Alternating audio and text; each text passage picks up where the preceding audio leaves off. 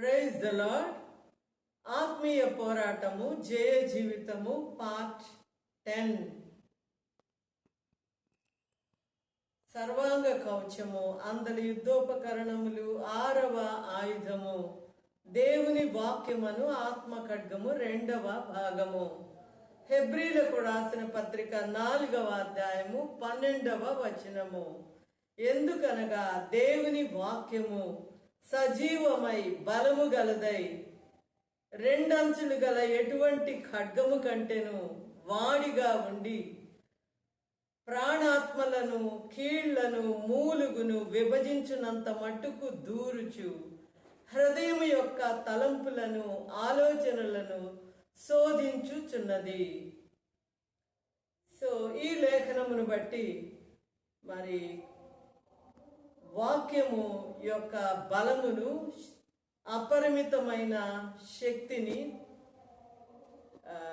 మనము గుర్తించుచున్నాము.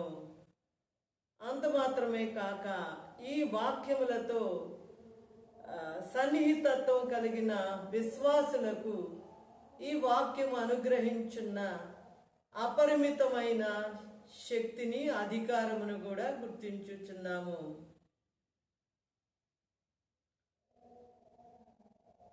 కొన్ని లేఖన భాగములను మనము పరిశీలించినప్పుడు అవి అపవాదికి, సాతానుకు, అతని అనుచరులైనటువంటి దయ్యములకు, దుష్ట శక్తులకు భయమును కలిగించినవిగా, కలవరమును కలిగించినవిగా మనము గుర్తించుచున్నాము.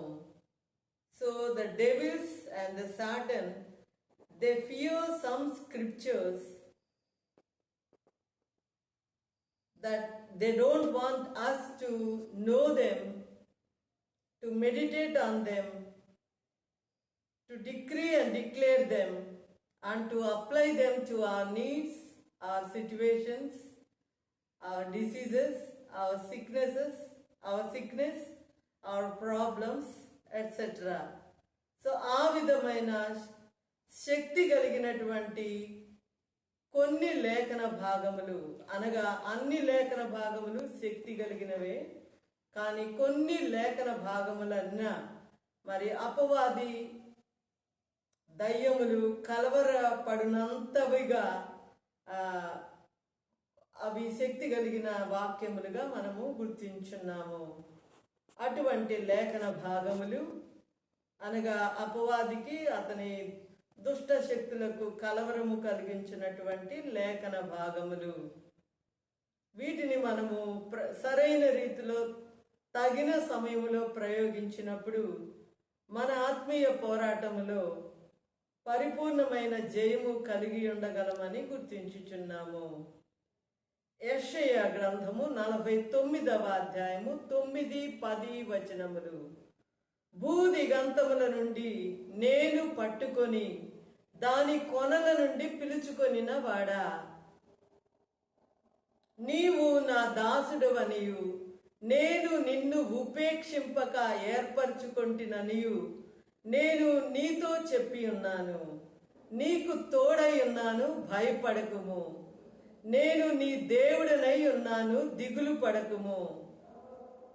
నేను నిన్ను బలపరుతును, నీకు సహాయము చేయువాడను నేనే. నీతి అను నా దక్షిణ హస్తముతో నిన్ను ఆదుకొందును. యెషయా గ్రంథం 54వ అధ్యాయము 17వ వచనము. నీకు విరోధముగా రూపింపబడిన ఏ ఆయుధమును వర్ధిల్లదు. న్యాయ విమర్శలో నీకు దోషారోపణ చేయు ప్రతి వానికి నీవు నేరస్థాపన చేసెదవు.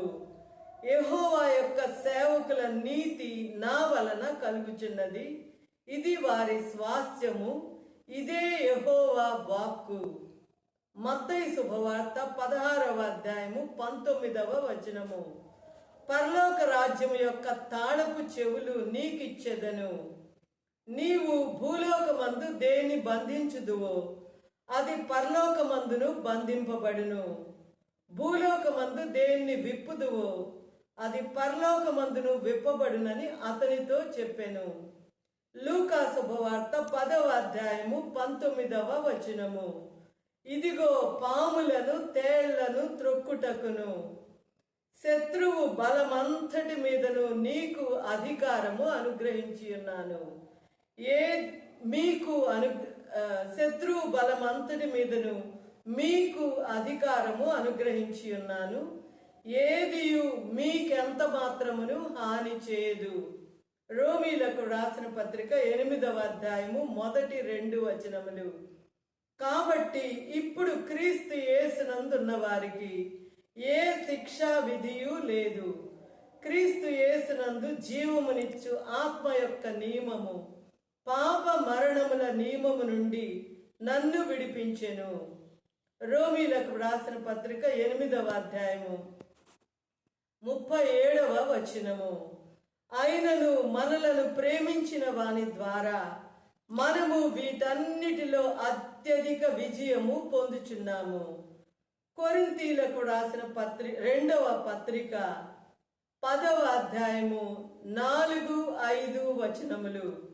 మా యుద్ధోపకరణములు శరీర సంబంధమైనవి కావు గాని దేవుని ఎదుట దుర్గములను పడద్రోయ జాలినంత బలము గలవై ఉన్నవి. మేము వితర్కములను దేవుని గూర్చిన జ్ఞానమును అడ్డగించు ప్రతి ఆటంకమును పడద్రోసి ప్రతి ఆలోచనను క్రీస్తుకు లోబడినట్లు చెరపట్టెదము. యాకోబు రాసిన పత్రిక 4వ అధ్యాయము 7వ వచనము. కాబట్టి దేవునికి లోబడి ఉండుడి, అపవాదిని ఎదిరించుడి, అప్పుడు వాడు మీ వద్ద నుండి పారిపోవును. పేతురు రాసిన మొదటి పత్రిక 5వ అధ్యాయము 8-9 వచనములు. నిబ్బరమైన బుద్ధి గలవారై ధైర్యముగా ఉండుడి. మీ విరోధి అయిన అపవాది గర్జించు సింహము వలె ఎవరిని మృంగుదునా అని తిరుగుచున్నాడు. లోకమందున్న మీ సహోదరుల యందు ఈ విధమైన శ్రమలే నెరవేరుచున్నవని ఎరిగి విశ్వాసమందు స్థిరులై వానిని ఎదిరించుడి. యోహాను రాసిన మొదటి పత్రిక 4వ అధ్యాయము 4వ వచనము.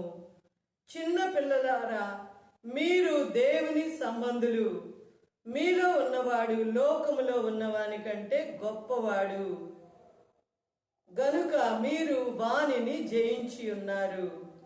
ప్రకటన గ్రంథము 12వ అధ్యాయము 11వ వచనము. వారు గొర్రెపిల్ల